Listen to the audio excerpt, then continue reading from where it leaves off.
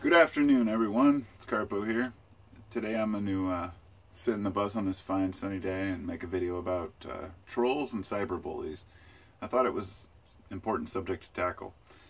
At least once a year I have made a video discussing this subject, and I think it's been a couple of years since I've even mentioned it. I learned long ago to not entertain and give ammunition to trolls or bullies, but still learn to respond to them.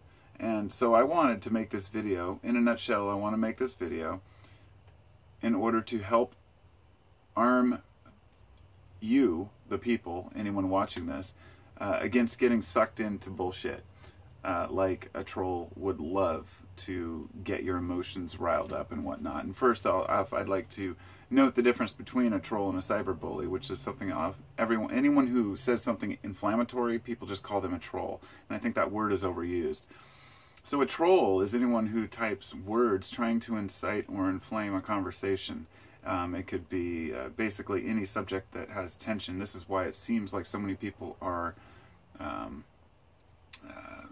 not what you would call like politically correct, I guess, or especially people who are, whether it be a racist or derogatory, all they're trying to do is get people focused on them and their discussion, their post.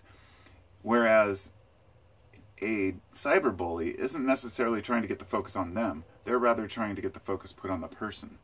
And so, of all the years, I've been trolled several times, and it's hilarious when you get somebody who's obviously new to it, some 10, 12-year-old person who's trying to troll, and you're just like, come on, this is so obvious and pathetic.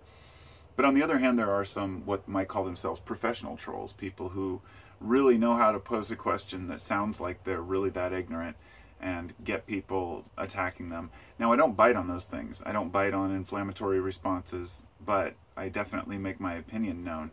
But learning to spot, I gotta turn this thing off, learning to spot a troll is one thing. The average person deals probably with a lot of trolls online, especially if you're involved in social media a lot.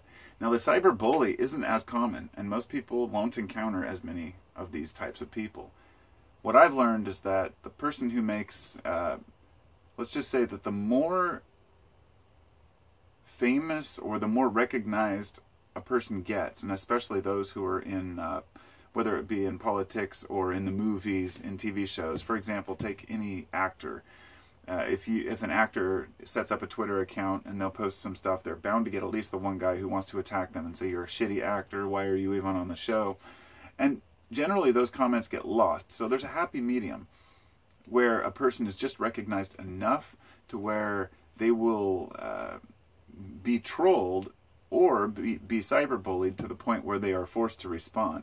And often when a person responds in kind, I mean, people from otherwise completely respectable people who you would think have their shit together, and one idiot trolls them and they end up losing their business because they respond so hateful towards the troll that the troll ends up winning. So let me back up about 4 years ago, maybe 5 years ago, when I really started making YouTube videos, and I had this guy who was trolling me forever. And I guess you could call it cyberbullying, which at the time I hadn't even realized it. But I have probably, at least that I know of, I have 3 stalkers. And these are people who probably watch one of my videos now and again and just find anything that hateful that they can say. It never relates to the video. I know that they're not listening to the video. These are people who have a personal gripe against me for some reason. And generally I don't know why. I know at least 2 people who, for some reason, really hate Kratom. And so ever since I posted Kratom videos, they will always come about at least once every month or two and talk about Kratom is addictive, Kratom should be banned.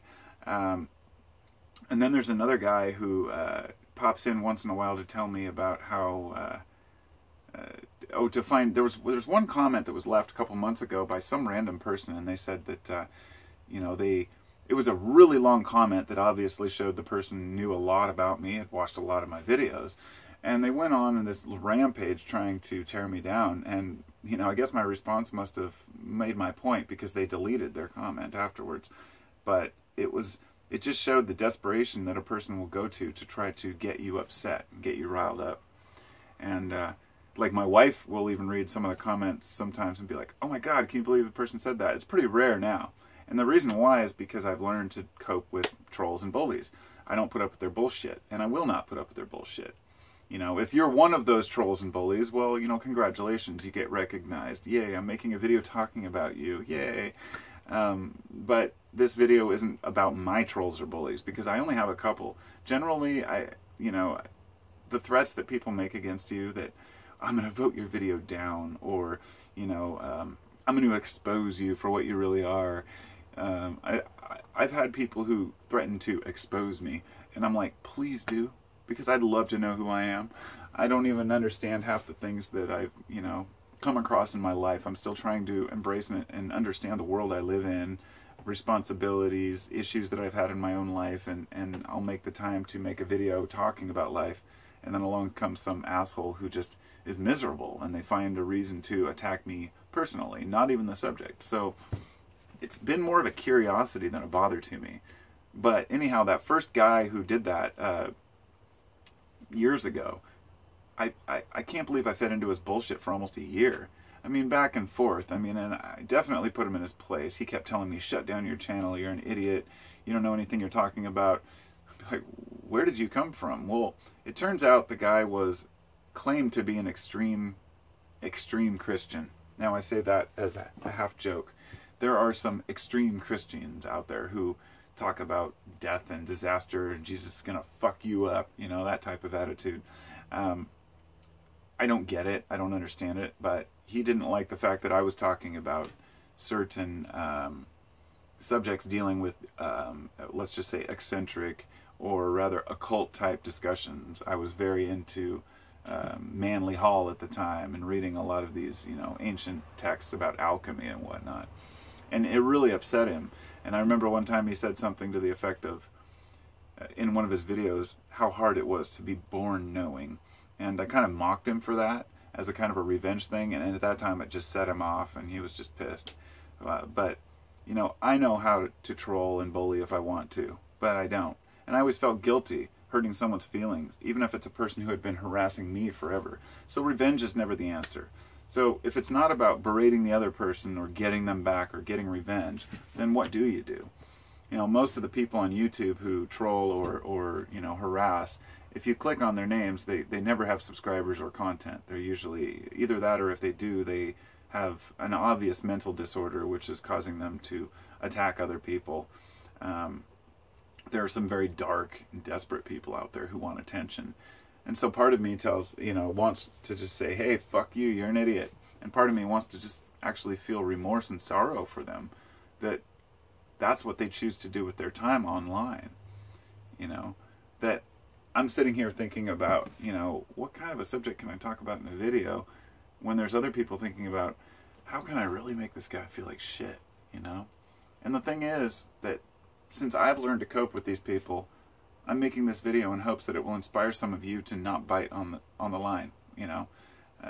Trolling is a form of fishing. It's not about a troll under a bridge. You cast your line out and you just let it ride along way out on the boat and just wait for something to bite. And that's what trolls do. They want attention. They want to be recognized because something in their life makes them uncomfortable. There's something that maybe they're not being recognized. Mommy didn't love them enough. Whatever it might be. But when it comes to the bullies, you know, they really feel threatened by other people. So I'm the kind of guy who stands up to bullies, and I won't put up with their bullshit, and neither should anybody else. And if you see somebody else being bullied, you know, it's okay to stand up for them. It's okay to make your voice heard, because in a society like we have now, things are very complicated, especially with the internet and the way that things are changing. We're not more divided than we've ever been, or, you know, more hateful than we've ever been. It's just that it's more noticeable than it's ever been. The internet's allowed this guise to come off, this idea that, you know, that everyone just gets along, and it's shown some of the most disgusting parts of our humanity, and that's okay. It's just something to cope with. Trolls, bullies, haters, they tend to attack people who have more recognition. You know, it's especially prevalent with things like sports teams, believe it or not. Sports players have a lot of problems like that.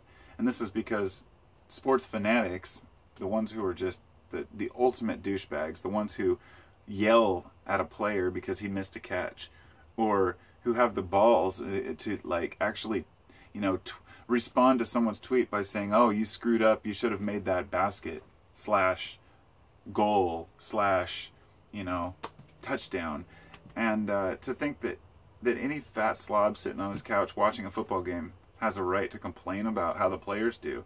You know, I was like, hey, sorry you didn't make it, buddy, but, you know, that is a misdirected frustration of the person. I feel more sorry for those people. They are some of the most pathetic people. But attacking someone for what they've done in their art form by saying it's not good enough when you don't do your own is bad enough. If you are a person who is another football player and you insult a player, you wouldn't see that. You just don't see that. You wouldn't see someone like hating on their own crew because they don't have that resentment towards them. They know that you're trying your best, I'm trying my best, we're doing our thing. You know, there's just so much hate.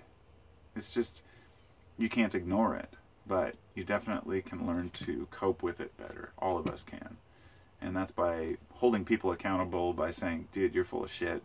But not biting on the line, not getting angry with them. Don't let it get you frustrated. Don't get angry when you read a comment that somebody says something hateful or mean to you. I feel more sorry for the person now. This wasn't always true. 5 years ago, I would get angry when people would send a harsh message. Be like, why would a person do that? Not angry, but it would frustrate me, and I would respond. And I sat, you know, I was able to think it over for a long time. Said, I don't want my energy wasted on somebody else's bullshit, because I know this person has a sad life. I know this person is pathetic and is missing love in their life, because I've never met a single person who is content with their family and their friends who is doing that kind of thing. So, you know, the old analogy of the basement troll or the person who's frustrated with his own life, that's not always true. It's just average people. And this is one thing I'd like to finish on. Trolls aren't individual group of people who are sociopaths or psychopaths. Statistics and studies have shown that trolls actually are more active at night, and it's not just because we're awake. You know, I was going to say, you know, trolling coincides with alcohol consumption. Quite often, people who drink a lot in the evening or get high in the evening tend to troll more, but also, just because we're already tired, we've been through a long day, trolling is very low in the morning, not just because we're waking up. There's just as much, they compare that even to how much action's going on social media. The trolling gets much worse at night. And it's not individuals or a small group of people. It's everyone. And the more frustrated a person is with their own life, or the worse of a day a person's having, the more likely they are to post a comment not even realizing that they are trolling. So I wanted to make that clear, that I'm not calling out a whole group of these people sitting on their keyboards in their basements. But the ones who continue to do it regularly, you know, who do it as a hobby, obviously have something wrong with their own lives. Otherwise they wouldn't be bothering with, you know, harming others of their own species. It just doesn't make sense. So, as for the bullies, fuck them. They're not worth your time. I guess I'll just leave it at that, because there's not much else to say. Hope you all have a wonderful day. Fuck the bullies, fuck the haters, fuck the trolls. They can all stick up their ass, and, you know, fuck political correctness in the same sense, you know. I grew up making fucked up jokes, and I have a really dark sense of humor, even though in my videos I come across as maybe a different person. I'm just tactful maybe in the way that I speak, but, you know, I have my crude moments too, and I'm not perfect. I troll my best friend just because I love him. My buddy Scott, I'm always fucking around with him. And we're always teasing each other, but that's also different. That's kind of how you learn. That's more like poking and prodding at your friend, pushing button. But anyhow, that's what I got.